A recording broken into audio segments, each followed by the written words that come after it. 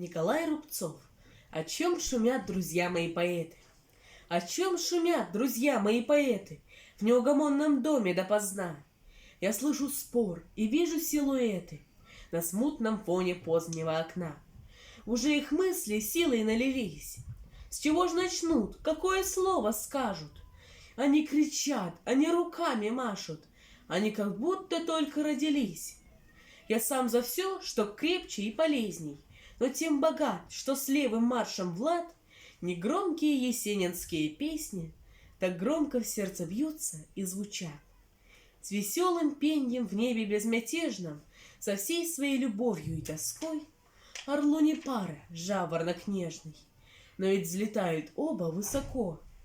И славя взлет космической ракеты, готовясь в ней летать за небеса, пусть не шумят, а пусть поют поэты во все свои земные голоса.